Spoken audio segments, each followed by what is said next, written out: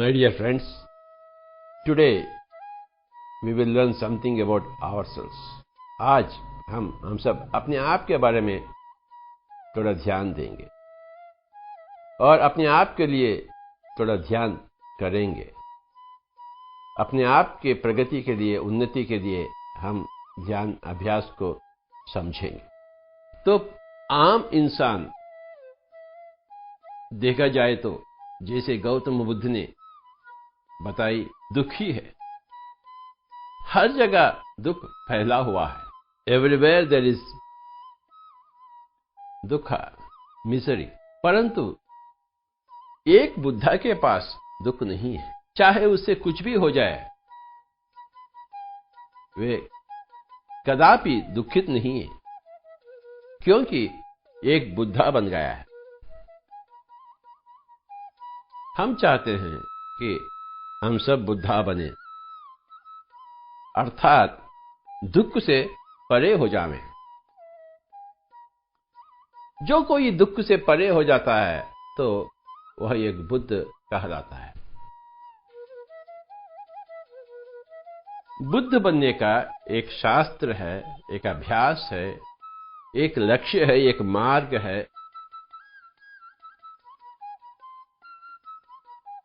संपूर्ण मानवाళी के लिए एक ही एक रास्ता है बुद्ध बनने के लिए। उस रास्ता का नाम है ध्यान, जो स्वयं गौतम बुद्ध ने अपनाए और हमें बताए। और जैसे गौतम बुद्ध ने कही, मेरे पहले भी लाखों लोग बुद्ध बन चुके हैं, मेरे बाद में लाखों लोग बुद्ध बनेंगे। तो ये तो परम सत्य है। गौतम बुद्ध अकेला बुद्ध नहीं था, उसके पहले भी लाखों की संख्या में बुद्ध बने, जन जन कल्याण हुई है। और गौतम बुद्ध के पश्चात भी लाखों लोग बुद्ध बन चुके हैं। लाखों लोग अपना कल्याण पा चुके हैं ध्यान के माध्यम। तो अगर हम दुख नहीं चाहते हैं, जिंदगी में पल भर भी दुख नहीं देखना चाहते हैं, तो हमें अवश्य उसी मार्ग में चलना होगा जिस मार्ग में गौतम बुद्ध ने अपने कदम उठाए। वे भी एक राजा थे, परंतु जैसे ही दुनिया में गए हैं,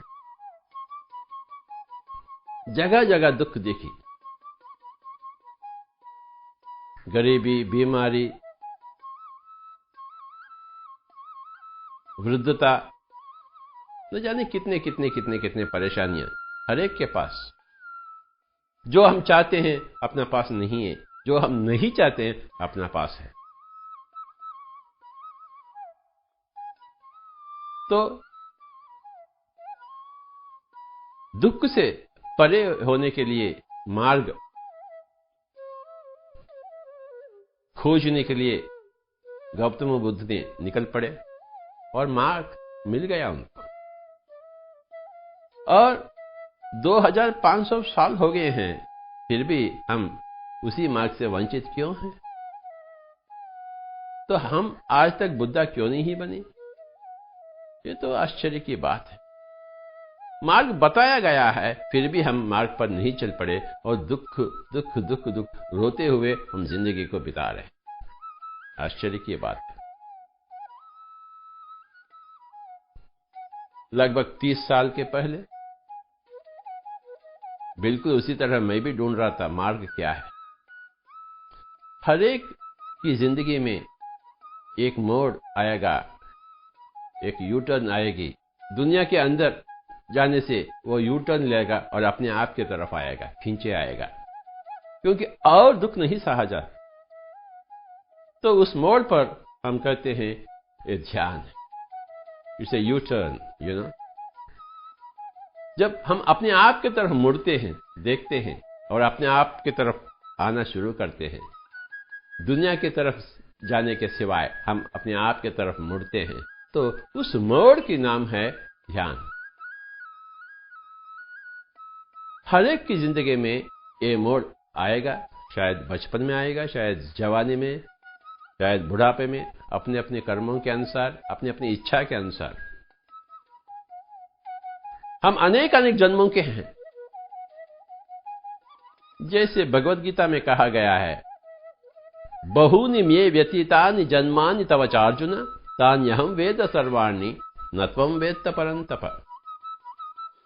हे अर्जुन, आप और मैं अनेक अनेक जन्म लिए हैं। मैं तो सब कुछ जानता हूं, आप तो कुछ भी नहीं जानते हैं।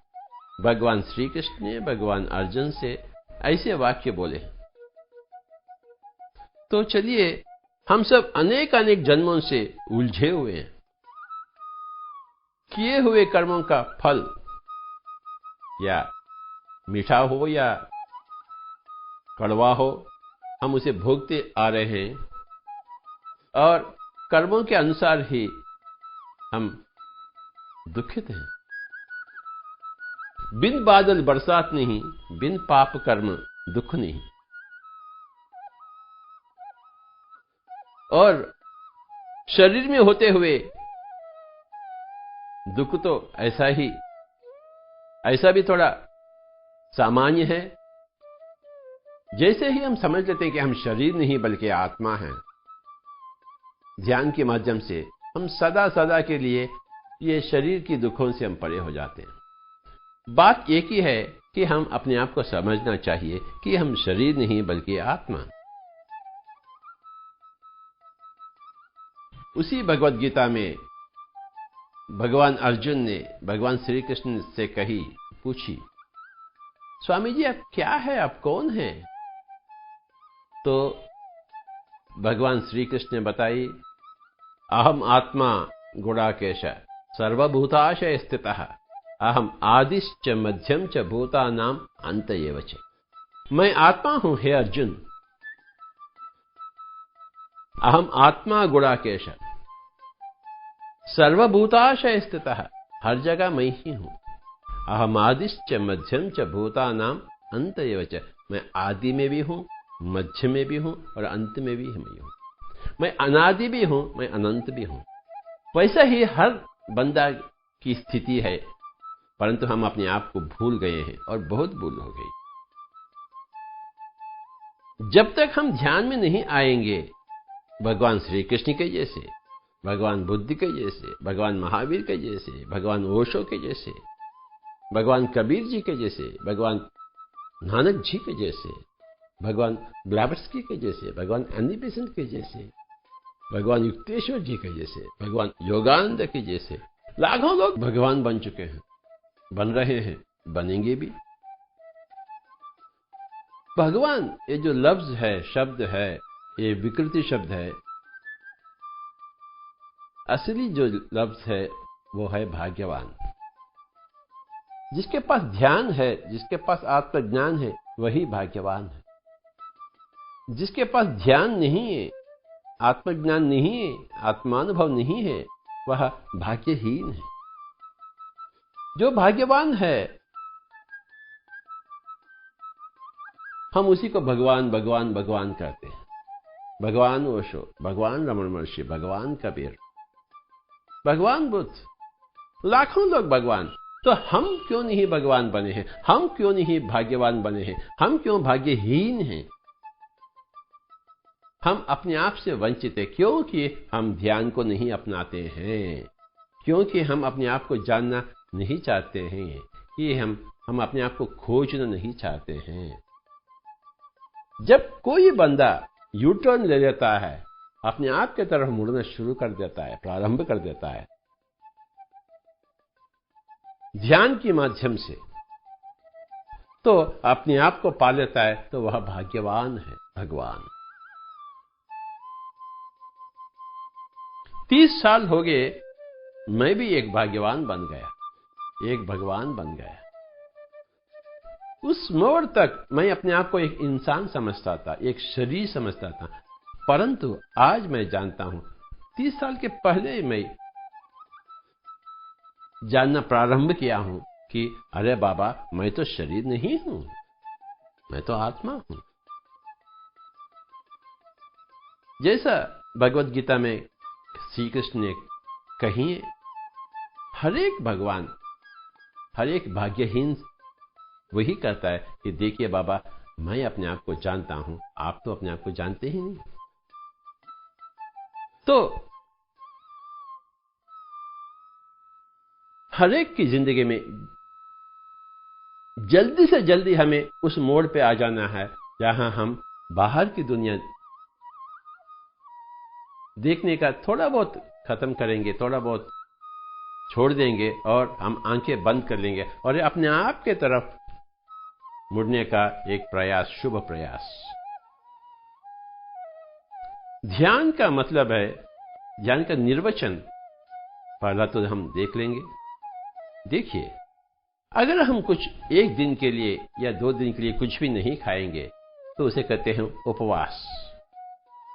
अगर 1 दिन के लिए अथवा 2 दिन के लिए हम कुछ भी बोलेंगे नहीं, कोई भाषण नहीं होगा, मुंह बंद कर बैठेंगे, तो उसी का नाम है मौन। तो कुछ भी नहीं खाएंगे तो वह उपवास हो गई है। कुछ भी ना बोलेंगे, वाणी नहीं चलाएंगे तो मौन हो गई है। बिल्कुल उसी तरह कुछ भी ना सोचेंगे तो वह ध्यान हो गई।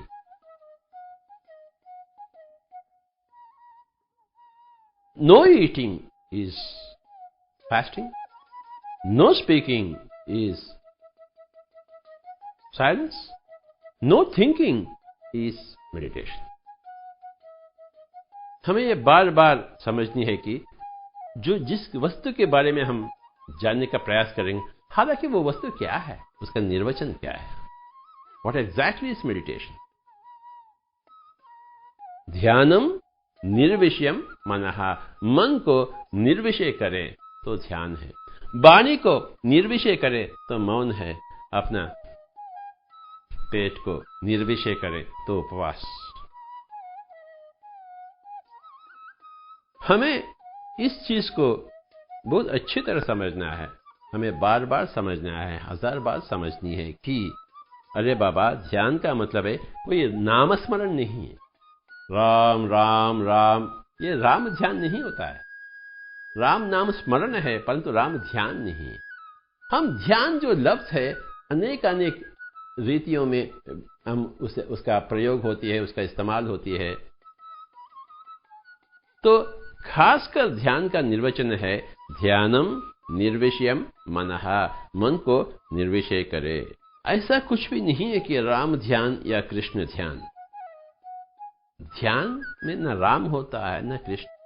मन में कोई भी ना हो, ना कोई प्रापंचिक विषय, ना कोई आध्यात्मिक विषय, ना कोई प्रापंचिक व्यवहार, ना कोई आध्यात्मिक समाचार। मन निर्विषय हो जावे, हम सुकून से बैठे, दोनों हाथों में एक करें, सारे उंगलियों में, और आंखें बंद कर लें। जैसा है वैसा, जहां है वहां हिंदू मंत्र, इस्लाम के मंत्र, बुद्धिस्ट के मंत्र या जैन मंत्र या क्रिश्चियंस के प्रार्थना, प्रेयर्स, मुंह बंद करनी चाहिए 100%, और मन भी बंद हो जाए 100%। यूं देखा जाए तो 1 घंटे में समझो 1000 सोच विचार होते हैं। तो जैसे ही आप आंखें बंद कर लेते हैं और सांसों के साथ एक प्रयास प्रारंभ हो गई है, तो आपके जो हजारों ख्यालें धीरे धीरे कमती हो जाते रहते हैं। 500, 400, 300, 100, 50, 40, 30, 20, धीरे धीरे वो जो बोझ है सोचों का, विचारों का, वो कमती हो जाती रहती है। आपको आंखें न खोलनी है, आंखें बिल्कुल बंद, और अपने ही उच्छ्वास निश्वास के साथ एक होना चाहिए। इसे गौतम बुद्ध ने आनापानसति कही है। आन यानी उच्छ्वास, अपान यानी निश्वास, सति का अर्थ है जुट जाना, एक हो जाना। जैसा एक पति एक स्त्री और पुरुष मिल जाते हैं, पति पत्नी मिल जाते हैं, तो संसार हो ये सुख पा लेते हैं, शरीर की सुख पा लेते हैं। बिल्कुल उसी तरह मन और सांस एक हो जावे तो आत्मा की सुख मिल जाती है। हमें शरीर का सुख भी चाहिए और आत्मा के सुख। अगर आत्मा के सुख नहीं पाते हैं तो शरीर का सुख के साथ ही साथ शरीर का दुख भी मिलेगा। जिंदगी का सुख के साथ ही साथ जिंदगी का दुख भी मिलेगा। हमें जिंदगी का सुख चाहिए, जिंदगी का दुख नहीं चाहिए, तो आत्मा की तरफ आप कदम आगे बढ़ाना ही है, ध्यान को अपनाना ही है, आत्मानुभव को पाना ही है।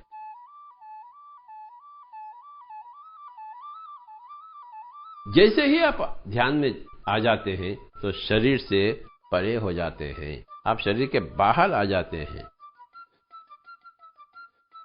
ये जो स्थूल शरीर है इसे हम बाहर आ जाते हैं। हर दिन में रात के समय आप जब बिस्तर के ऊपर लुढ़क जाते हैं तो भला क्या होती है? सूक्ष्म शरीर स्थूल शरीर से अलग हो जाता है और न जाने कहां जाकर फिर वापस सुबह आ जाती है। हालांकि हम रात में स्थूल शरीर नहीं है, सूक्ष्म शरीर है। दिन में हम स्थूल शरीर हैं। अगर समझो सूक्ष्म शरीर का वापस नहीं आया तो उसे कहते हैं मौत। 10 दिन हो, 20 दिन हो, 40 साल हो, 50 साल हो, 100 साल हो, कभी न कभी हमें शरीर को छोड़ना ही पड़ेगा। तब हम सूक्ष्म शरीर बिल्कुल अलग हो जाएगी। जो कनेक्शन है सूक्ष्म शरीर और स्थूल शरीर का, वो जो उसे कहते हैं जो सिल्वर कॉर्ड है वो कट हो जाती है और उसे कहा जाता है मौत। इन चीजों के जानने के लिए हमें ध्यान की सख्त जरूरत है। अरे बाबा, बुढ़ापे में क्या ध्यान को संभालेंगे जो जवानी में नहीं संभाले?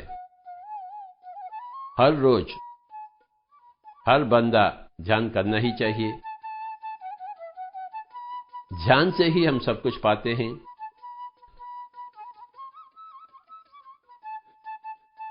जो आनंद हमारे पास नहीं है हम उसे मोल लेते हैं। जो दुख हमारे पास है उसे भगा देते हैं। दुख भाग गई है और आनंद आ गई है तो हम बुद्ध बन गए, हम भाग्यवान बन गए। 2 रोटी कमाएंगे और सुकून से जिएंगे। 4 रोटी कमाएंगे, 2 रोटी खाएंगे, 2 रोटी दूसरों को देंगे और सुकून से जिएंगे। और दिन के 24 घंटे जो हैं हम बहुत ध्यान में बैठेंगे।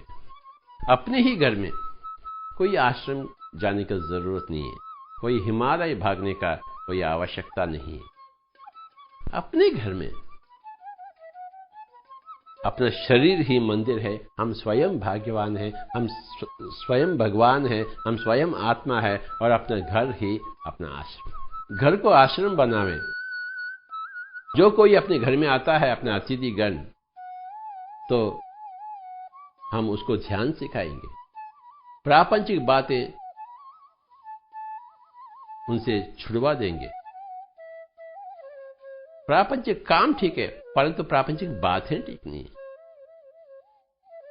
घर में भी, घर से बाहर भी हम अक्सर इतने बेकार बातें करते हैं, उसका कोई सीमा नहीं। तो चलिए आज से हम बेकार बातों को बंद करेंगे और ऊर्जा का विशेष नष्ट ना होने देंगे और बेकार सोच विचार भी छोड़ देंगे। आवश्यकता हो तभी तो बात करेंगे, आवश्यकता हो तो तभी तो सोचेंगे। ध्यान ही सब कुछ है। ध्यान सर्व रोग निवारणी, सर्व रोग हारणी। जो बीमारियां आपके पास है सारे के सारे बीमारियों का हल हो जाती है। जो आने वाले बीमारी है ना आएंगे, इट इज निवारणी, प्रिवेंटिव। जो है दुख रोग वो भाग जाएंगे। हारणी, निवारणी तथा हारणी। निवारणी मीन्स प्रिवेंटिव, हारणी मीन्स क्यूरेटिव। ध्यान, मेडिटेशन इज सर्व रोग निवारणी तथा सर्व रोग हारणी। सर दर्द से लेकर कैंसर तक सब भाग जाएंगे। ये जो सर दर्द है अथवा कैंसर है अथवा बीपी है, भला कैसे आए हैं अपने पास? क्योंकि हम अनेक जन्मों में न जाने कितने मांस को खाए हैं, कितने जानवर को काटे हैं, कितने इंसान को काटे हैं, कितने इंसान या जानवर को दुख दिए हैं। बस बिन बादल बरसात नहीं, बिन पाप कर्म कोई रोग नहीं। पाप से ही हम रोग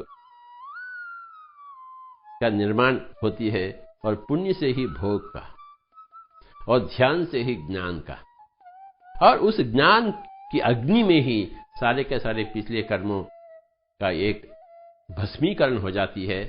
इसे कहते हैं ज्ञान अग्नि दग्ध कर्माणम, भगवत गीता है। अगर आप हिंदू हैं तो भगवत गीता को मानेंगे, तो भी मानेंगे के मतलब कि भगवत गीता का पूजा करना नहीं, भगवत गीता को अपनी जिंदगी में उतारने की। ज्ञान अग्नि दग्ध कर्माण, ज्ञान की अग्नि में ही अपने सारे सके सारे कर्म अंत हो जाएंगे, दग्ध हो जाएंगे, तो हम रोग मुक्त हो जाएंगे, दुख मुक्त हो जाएंगे। पाप ही रोग का कारण है, रोग ही दुख का कारण है। ढेर सारे पाप कर्म किए हैं तो ढेर सारे रोग आ जाते हैं, तो ढेर सारे दुख। एक भी पाप नहीं तो एक भी रोग नहीं, तो एक भी दुख नहीं, एक पल भर के लिए भी दुख नहीं। सृष्टि की रचना एक तो साइंस, एक शास्त्र है, यानी कारण और कार्य का संबंध है। कारण ना हो तो कार्य नहीं होगा। स्त्री पुरुष नहीं मिलेंगे तो बच्चा का जन्म नहीं होगा। बादलें नहीं होगी तो बरसात नहीं होगा। पाप कर्म नहीं है तो रोग नहीं होंगे। पुण्य कर्म नहीं है तो भोग नहीं होगा। ध्यान कर्म नहीं होता है तो आत्मज्ञान संभव नहीं है। Everything is cause and effect phenomenon. Cause is कारण, इफेक्ट इज कार्य, कारण कार्य संबंध, कॉज एंड इफेक्ट फिनोमिनन। अच्छा पढ़ाई करेंगे तो हम अच्छे पास होंगे, पढ़ाई नहीं करेंगे तो पास कैसे होंगे? अच्छा खेलेंगे, अभ्यास करेंगे तो हम खेल में फर्स्ट आ जाएंगे, नहीं तो नहीं आएंगे। मांस नहीं खाएंगे तो रोग नहीं होगा। सृष्टि का नियम है। सृष्टि रचना में एक महान नियमता है, एक शास्त्रीयता है। It's all metaphysics. Physics is the law of the movement of the energies, whereas metaphysics the law of the movement of intents and thoughts and आत्मिक consciousness. प्रापंचिक विषयों से हटकर, यानी फिजिक्स से हटकर आध्यात्मिक विषयों के ऊपर नजर डालने के लिए, यानी मेटाफिजिक्स में आने के लिए हमें आंखें बंद करना ही है, क्योंकि हम आंखों से ही दुनिया को पकड़ते हैं। आंखें बंद कर लेने से दुनिया को छोड़ देते हैं। जो हम दुनिया को पकड़े हैं आंखों के माध्यम से, उसे छोड़ना ही पड़ता है। अपना जो आत्मा की ऊर्जा है लगभग 80% आंखों से बाहर जाती है। इसे हम बंद कर लें तो 80% दुनिया खत्म है। अब 20% दुनिया है, ये जो मन में है, उसे समाप्त करने के लिए हमें सांस की जरूरत है। आंखें बंद कर लिए तो 80% दुनिया खत्म है, और सांसों के साथ रहे तो जो 20% दुनिया है मन ही मन में, तो उसका भी अंत हो जाएगा।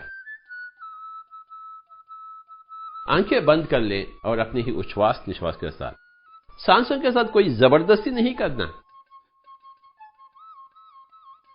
अहंकार प्रकट नहीं करना। जैसे जोर से खींचे और जोर से फेंके, जोर से अंदर रखें, यानी कुंभक, पूरक, रेचक इत्यादि चेष्टाएं न करें।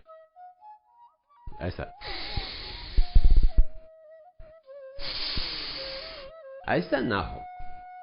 यह अस्वाभाविक है, अननेचुरल है।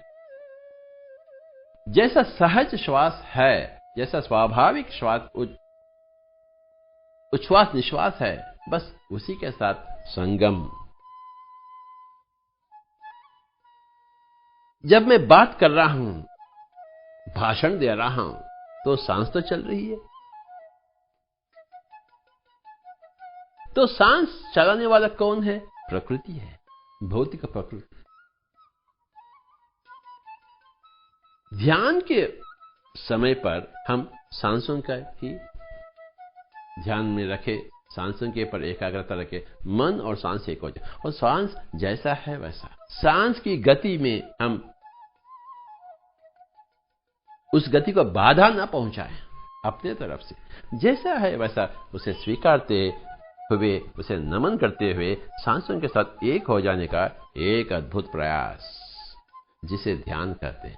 अरे बाबा, कुछ मुंह में डाले तो ही जाने रस क्या है, जूस कुछ नासिका के पास रखे तो जाने उसकी सुगंध क्या है, आंखें खोलकर ही देखे तो उसका खूबसूरत क्या है,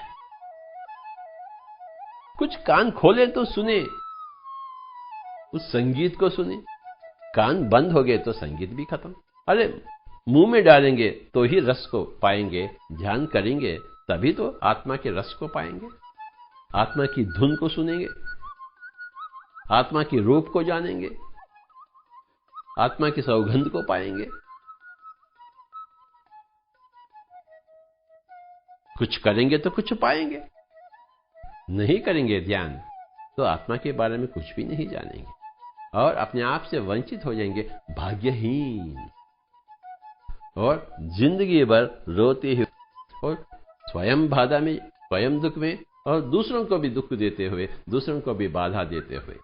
जो स्वयं आनंद में है, भगवान बुद्ध के जैसे, भगवान कबीर के जैसे, जो लोग ऐसे लोगों के पास आएंगे तो वो आनंद ही लेकर जाएंगे।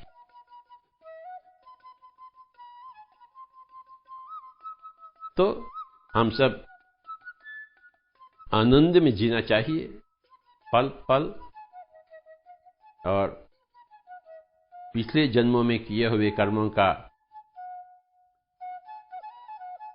बुरे कर्मों का, नेगेटिव कर्मों का, नकारात्मक कर्मों का भस्मीकरण हो। अपने आप से हम मुक्ति चाहते हैं। मुक्ति का अर्थ है बाहर आ जाना, अपने आप के कर्मों के बुरे अंजामों से बाहर आ जाना। ये अपने आप के ऊपर निर्भर है। ध्यान चाहेंगे तो ही करेंगे, करेंगे तो ही ध्यान का फल पाएंगे। ध्यान नहीं चाहेंगे तो अवश्य नहीं करेंगे, नहीं करेंगे तो फल का कोई गुंजाइश ही नहीं है। में जी, कौन सा समय उचित है? हम कहते हैं कौन सा समय अनुचित है। किसी भी समय हो, सुबह, दोपहर, शाम, रात, जब आपको अच्छा लगता है तो तभी बैठे। कहां बैठना चाहिए? जहां आपको अच्छा लगता है वहीं बैठिए। किस परिस्थिति में करें? सर्व परिस्थितियों में अवश्य करें।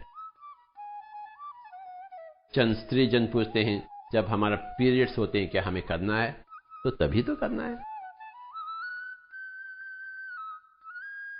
जितना ही ज्यादा ध्यान करेंगे उतना ही ज्यादा ऊर्जा को इकट्ठा कर लेंगे अपने आप में और शरीर निरोगी बन जाएगी।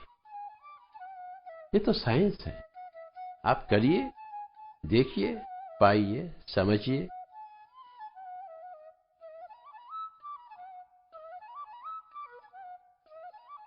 कितना समय तक करना चाहिए उसका भी एक छोटा वो हिसाब किताब है। जितना आपका उम्र है उतने मिनट अवश्य आंखें बंद कर कर बैठे।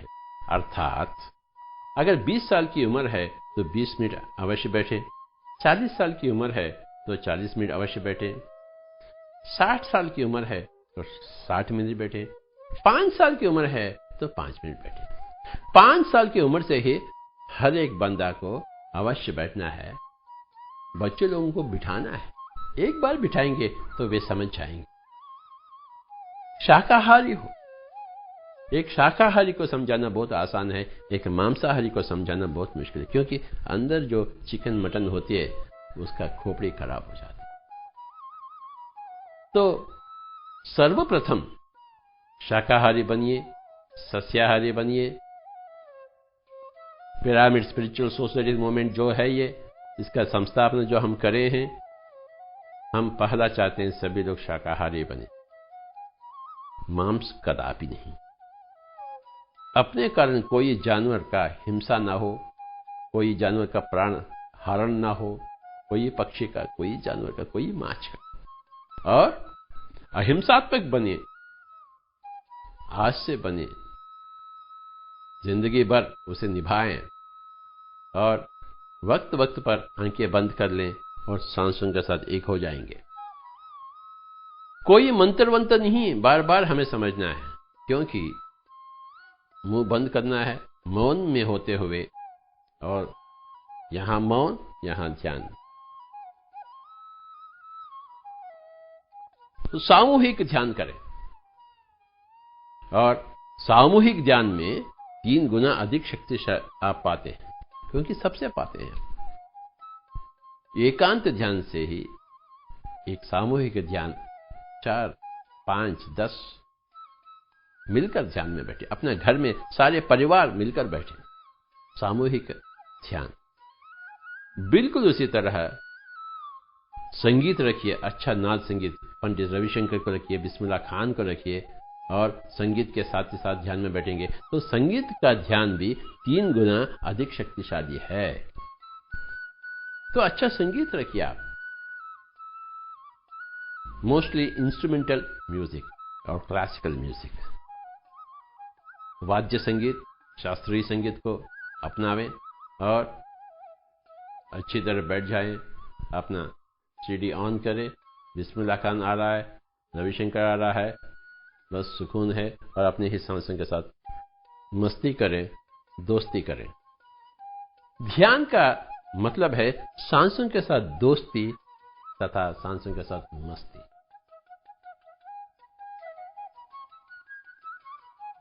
जो सांसों के साथ दोस्ती में है वो शिष्य है, स्टूडेंट है मेडिटेशन का, और सांस की मस्ती में घूम गया हो गया वो मास्टर है मेडिटेशन का, गुरु है ध्यान का, माहिर है ध्यान का, सीनियर है मास्टर मेडिटेशन में। तो मस्ती में चले गए। पहला दोस्ती करो सांसों के साथ। जैसे हम अड़ोस और पड़ोस का दोस्ती करते हैं, उनके पास जाते हैं, उनके घर में बैठते हैं, उनके साथ बातचीत करते हैं, तो यह सांसों के साथ दोस्ती है। सांसों के पास रहना है, सांसों के साथ संगम करनी है। जिसे कहते हैं सुखमय प्राणायाम, असुख नहीं। श्री गौतम बुद्ध ने आनापान सती कही है। आन का अर्थ है उच्छ्वास पाली भाषा में, अपान का अर्थ है निश्वास पाली भाषा में, सती का अर्थ है मिलकर रहना। आनापान सती गांव गांव में, मोहल्ला मोहल्ला में, शहर शहर में, देश विदेश में हम इनका प्रचार प्रसार करने के लिए लाखों लोगों को हम शिक्षणा दी, प्रेरित करें हैं। हम चाहते हैं आप भी ध्यान को अपनाएं, दुख से परे हो जावें, संत बने। साधु और संत देख लीजिए, शाकाहारी बने तो साधु बने, ध्यानी बने, ध्यान योगी बने तो संत बने। जो दूसरा प्राणी को हानि नहीं पहुंचाता है वो साधु है। जो अपने आप को पहचान लिया है वो संत है। हम सभी लोग साधु संत बने। इस धरती में कोई भी ऐसा ना हो जो साधु नहीं है, जो संत नहीं है। सभी लोगों को साधु बनाएंगे हम, उनको अहिंसा की शिक्षणा देंगे, शाकाहार की पूर्ति देंगे और ध्यान की शिक्षणा देंगे, आत्मज्ञान की स्फूर्ति देंगे, तो उनको संत बनाएंगे। सभी लोग साधु बने तथा संत बने। सभी को नमस्कार।